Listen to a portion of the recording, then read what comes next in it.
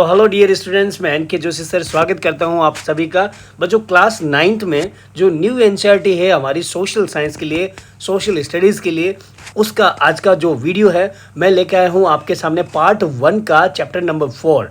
Chapter number 4 जो है वो है हमारा early humans and beginning of civilisation. अब अर्ली ह्यूमंस का मतलब ये हुआ कि प्री हिस्टोरिकल जो चीज़ें हैं, हमारी प्री हिस्टोरिकल जो ह्यूमन बींग्स हैं, उनके बारे में हम लोग स्टडी करने वाले हैं। प्लस में सिविलाइजेशन का मतलब होता है हमारा आज की सोसाइटी और जो सेटलमेंट है हमारे पास में। आज आप अपने फ्लैट में रहते हो, बंगलों में रहते हो, रो हाउस में रहते हो, एक सोसाइटी में रहते हो, तो पहले के ज़माने के लोग कहाँ रहते थे, किस तरह से रहते थे, हम डिटेल में बात करने वाले हैं। तो थोड़ा सा इंट्रो जरूर बनता है इस चैप्टर का। बच्चों, इसमें जैसे कि हमने प्रीवियस स्टडीज़ में, हमारे प्रीवियस चैप्टर्स में किंगडम के बारे में, एम्पायर के बारे में, सिंधु सरस्वती यानी इंडस वैली सिविलाइजेशन या हड़प्पन सिविलाइजेशन के बारे में पढ़ा। ये चैप्टर जो बात करेगा हमारे एंसेस्टर का, कहाँ ओरिजिन हुआ एंड वो क्या खाते थे, डाइट उनकी लाइफस्टाइल और एवोल्यूशन यानी उनका डेवलपमेंट, कहाँ से वो कहाँ तक गए थे, किस तरह से वो लोग रहते थे, ये सारी जो डिटेल है एवोल्यूशन हम लोग इस चैप्टर में करने वाले हैं।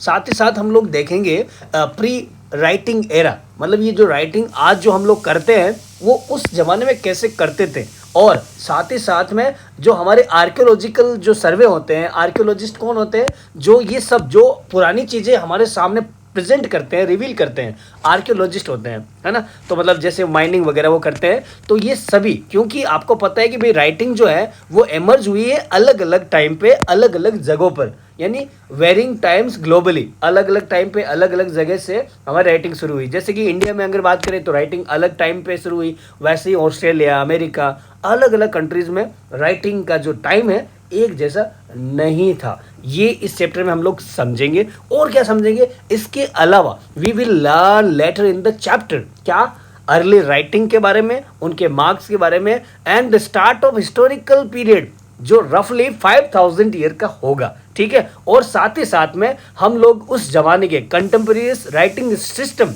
जैसे कि सुमेरियन इन कॉनिफरम, जो कि मेसोपोटामिया में एक सिविलाइजेशन है, अर्ली वर्ल्ड सिविलाइजेशन है। साथ ही साथ में इजिप्शियन में आपके देखोगे ना तो हायरोग्लिपिक्स एक राइटिंग स्क्रिप्ट है। जैसे हिंदी में हमारी क्या है, देवनागरी, ये हमारी हिंदी की स्क्रिप्ट है राइटिंग की। तो मतलब ये हिंदी कैसे डेवलप हुई, मतलब उसका लिटरेचर कैसा रहा, ये सब जानने का ये सोर्सेज होते हैं। तो इनको भी हम लोग थोड़ा थोड़ा, ज़्यादा नहीं, हम इस चैप्टर में पढ़ेंगे। साथ ही साथ हमारे इंडिया से रिलेटेड और यहाँ सिंधु लिपि, जो हमारी हिंदी का डेवलपमेंट सबसे पहले यहाँ सिंधु लिपि से हुआ था, वो भी आपके हड़प्पन मतलब ज़्यादातर इन सील पे और पोट्री पे अभी भी खुदा हुआ दिखता है। क्यों? क्योंकि गंगा के आसपास इन चीज़ों का यूज़ हुआ है इंडिया में, ज़्यादातर गंगा रिवर वैली में। और ये बताते हैं ये लगभग जो टाइम जो था ना 400 B4 कॉमन एरा का था, जहाँ पे ब्राह्मी लिपि, और उसके बाद में धीरे धीरे ये जो है ना ब्राह्मी लिपि एम्परर हमारे अशोका के टाइम में डेवलप हुई थी। और धीरे धीरे कहा जाता है ये भी है कि ब्राह्मी लिपि से ही हिंदी का डेवलपमेंट हुआ है, ठीक है। ये सब लोग हम लोग पढ़ने वाले हैं, ठीक है। ये इंट्रो है। And then iron age, bronze age, इनके बारे में हम लोग बात करेंगे। स्टोन के बारे में बात करेंगे। सबसे पहले स्टोनिक जो टूल्स बनते थे, स्टोन से भी बहुत सारे टूल्स ये लोग बनाते थे, यूज़ करते थे, ठीक है।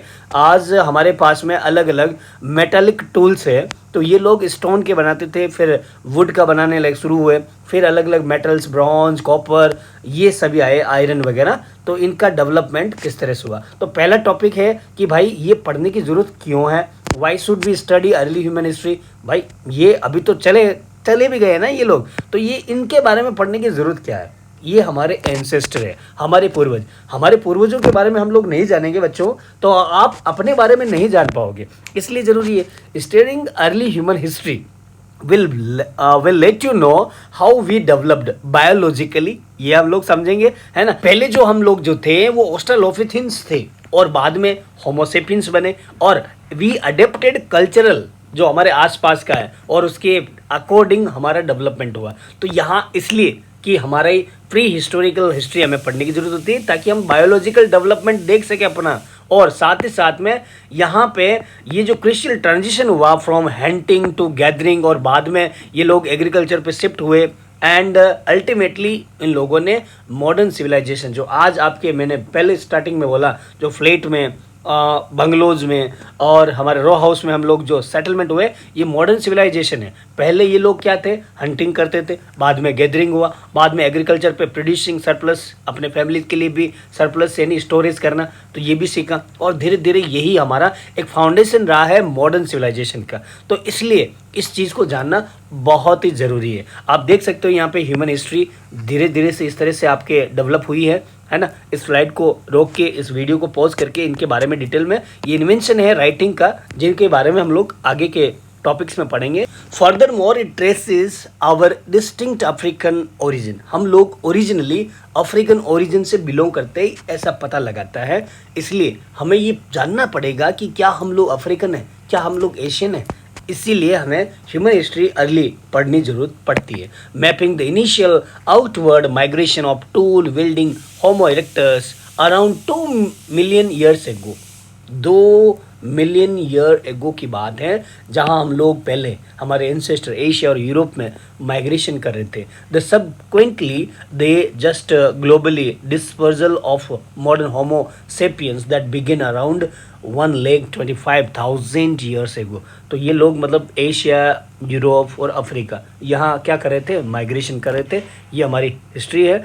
अब मुझे ये बताइए आप लोग कि हमारे एंसेस्टर कौन थे। वो were our human ancestor spanning the old world of Africa, Asia and Europe। जो तीनों हमने बात किया। Early human history features various coexistence ancestor, और हम बोल सकते हैं होमिनियंस। ये पहले जो थे अफ्रीका में, यूरोप में और एशिया में माइग्रेशन करने वाले ये माइग्रेंट्स, ये होमिनियंस थे।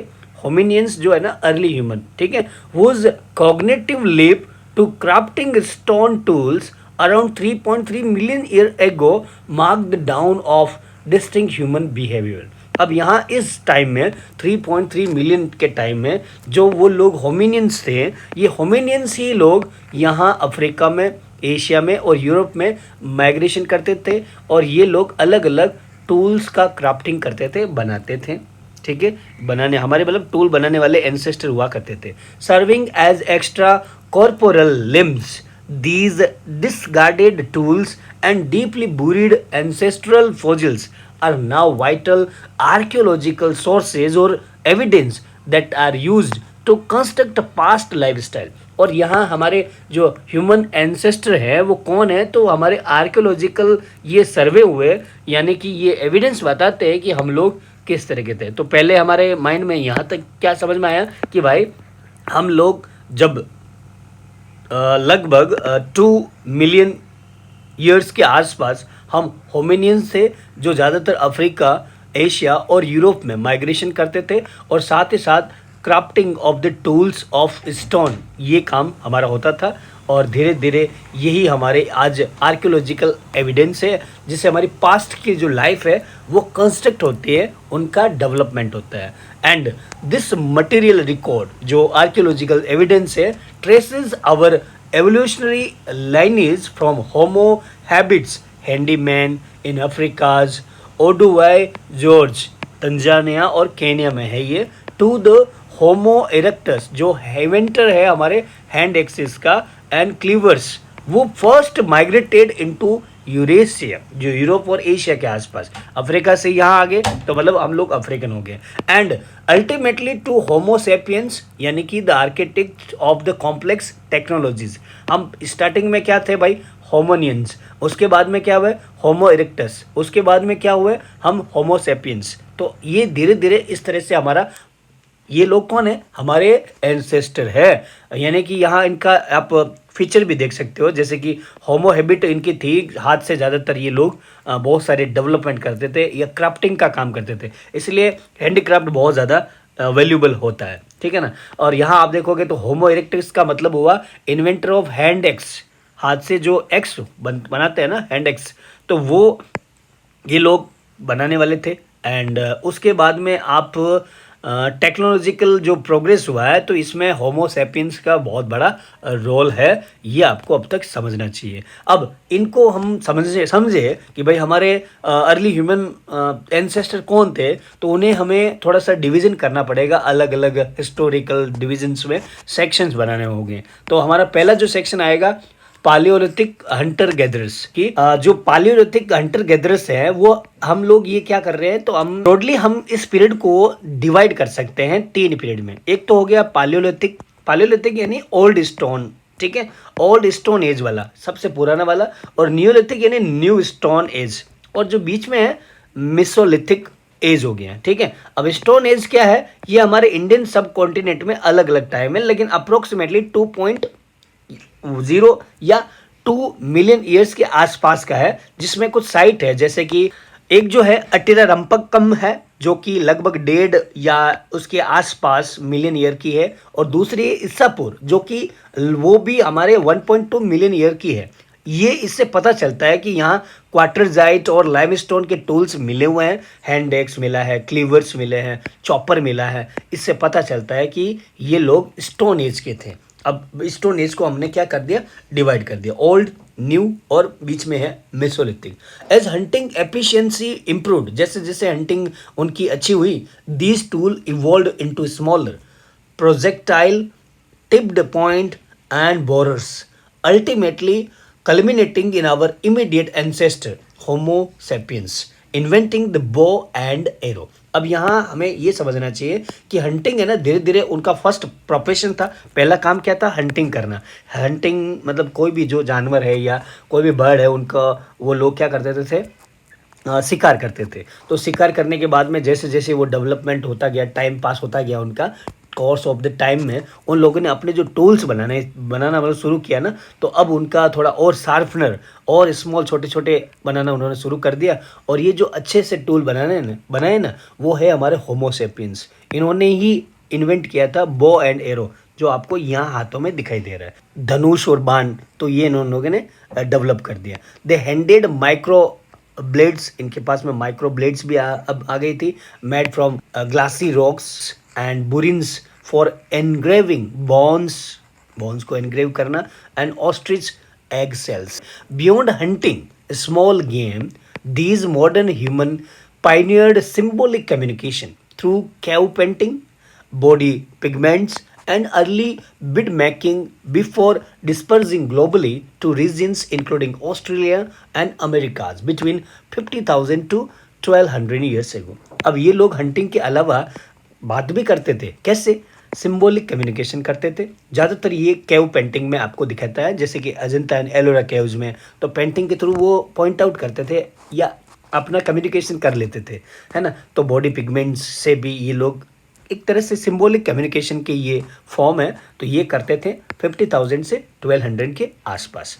अब ये जो था वो था हमारा प्री स्टोन एज या हमारा ओल्ड स्टोन एज, ठीक है। अब बीच में बाद में आएगा न्यू स्टोन एज, तो मेसोलिथिक। ये लोग क्या करते थे, जो हंटर गैदरर्स थे, around 1200 years ago a warmer climate transformed ice covered landscapes into expanding forest and the grasslands, offering diverse resources like wild greens, small game, fish that sparked humanity's first population explosion। और यहाँ अब Mesolithic में population growth हुआ भाई, और साथ ही साथ में फॉरेस्ट और ग्रासलैंड भी बढ़े। क्यों? क्योंकि आइस कवर्ड जो भी लैंडस्केप थे जो थे ना, क्लाइमेट चेंज होने की वजह से अब थोड़ा सा डेवलपमेंट ये भी हुआ, ठीक है। मेसोलिथिक में पॉपुलेशन ग्रोथ और क्लाइमेट चेंज, ये 2 पॉइंट आपको याद रखना है। अब जैसे जैसे वो फिशिंग शुरू हुआ, बहुत marine and fresh water foraging became the economic mainstay through the use of new microlithic tools.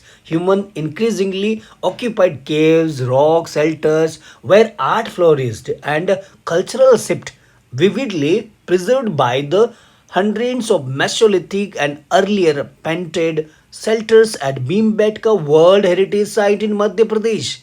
अब यहाँ पे मेसोलिथिक में केव्स पेंटिंग शुरू हुआ, ये ध्यान रखना बच्चों आपको, है ना। मेसोलिथिक में बहुत ज़्यादा डेवलपमेंट होता, प्री में ज़्यादा मतलब जो ओल्ड स्टोन एज था उसमें ज़्यादा डेवलपमेंट नहीं था उनके पास में। ओल्ड सब, जब अगर नाम ही ओल्ड है, ओल्ड स्टोन एज, तो ओल्ड टूल्स यूज़ करते थे, बड़े भारी भरकम उनके पास में टूल्स हुआ करते थे, और उनमें शार्पनेस भी ज़्यादा नहीं हुआ करते थे। ये सब उनके पास में थोड़ा वेरिएशन था। लेकिन धीरे धीरे जब वो मेसोलिथिक पीरियड में आए तब पॉपुलेशन ग्रोथ हुआ, क्लाइमेट चेंज हुआ, और धीरे धीरे उनके जो टूल्स थे वो भी शार्पनर हुए। अब यहाँ जब अगर ऐसा उनका पॉपुलेशन ग्रोथ हुआ तो यहाँ पे उनका हाउसिंग सिस्टम चेंज हुआ। अब वो लोग कहाँ रहते थे? केव्स में, है ना। तो केव्स में पेंटिंग वगैरह वो भी उनके आज के मतलब एग्जाम्पल है। जो मैं कहानी कह रहा हूँ वो सही है ना। तो वो आपको कहाँ ये कहानी मिलेगी? भीम बेट का केव्स जाके देखो आप, वर्ल्ड हेरिटेज है, एमपी में है ये।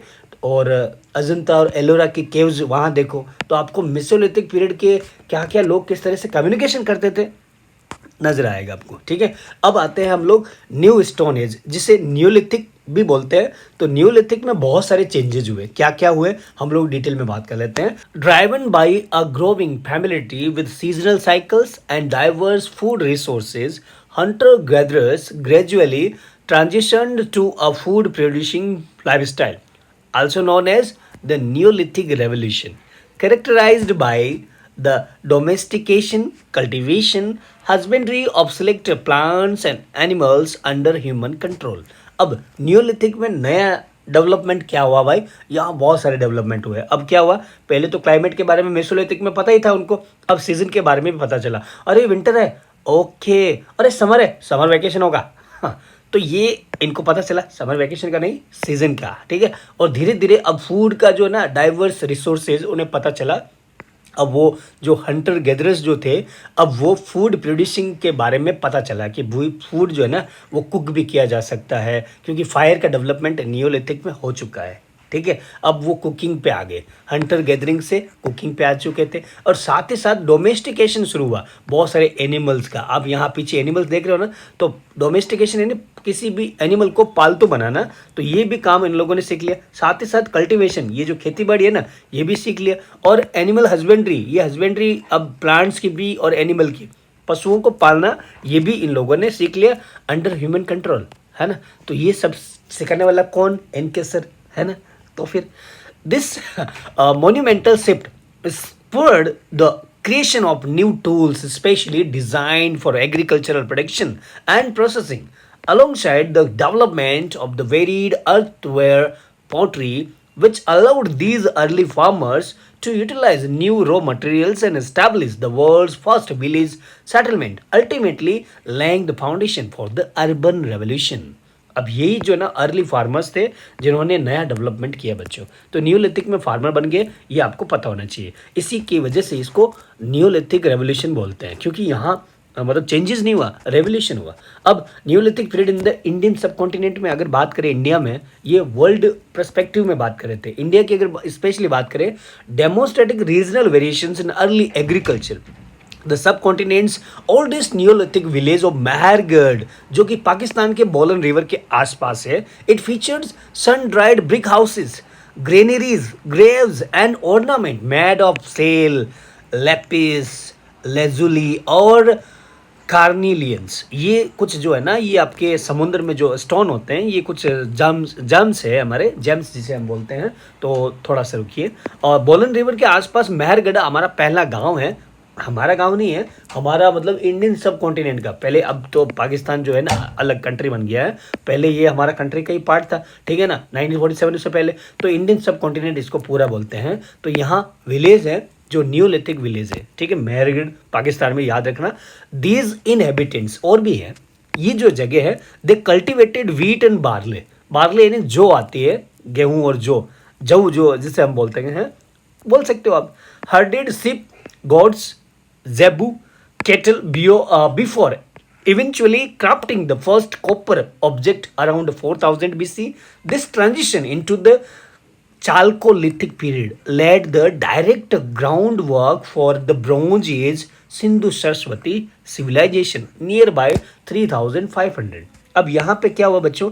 यहाँ पे आप देखोगे ना, इंडिया के सब कॉन्टिनेंट में, तो मेहरगढ़ एक विलेज है जहाँ पे फर्स्ट विलेज है जिन्होंने फार्मिंग एक्टिविटी शुरू की थी।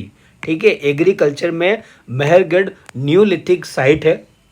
ओके, यहाँ क्या प्रोडक्शन होता था? किस क्रॉप्स का? व्हीट का यानी गेहूं का, और बार्ले यानी जौ का। अब जौ क्या है वो मैं यहाँ से कैसे लेके बताऊँ आपको, ये देखो।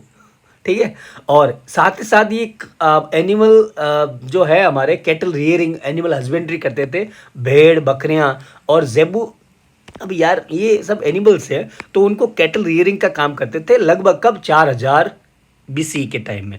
ये जो टाइम था उसके बाद में जो टाइम हुआ वो हो गया हमारा चालकोलिथिक यानी ब्रॉन्ज एज पीरियड, जो कि सिंधु सरस्वती सिविलाइजेशन, सिंधु सरस्वती घाटी के आसपास इंडिया में 3500 के आसपास डेवलप हुई। मतलब कि मेहरगढ़ और ये कंटेम्प्रेरी है हमारे, ये आपको समझना चाहिए। अब ये जो सिटी आपका नज़ारा सामने, ये कैसे हुआ ये भी हम लोग सीखेंगे धीरे धीरे। 2500 के बाद में, BC के बाद में ज़्यादातर इंडियन सब कॉन्टिनेंट जो है ऑक्यूपाइड हो गया था। Widespread neolithic agricultural community, agricultural खेती बाड़ी वाले कम्युनिटी डेवलप हो गए, that cultivated cereals, millets, pulses and also herded, herded यानी पालना, लाइव स्टॉक यानी जानवर, and then interacted with the contemporary chalcolithic culture. Chalcolithic यानी ब्रॉन्ज वाले कल्चर से भी ये लोग डेवलप हुए। अब सिंधु सरस्वती सिविलाइजेशन के बारे में हमने बात किया तो थोड़ा ये देख लेते हैं। Building upon the eastward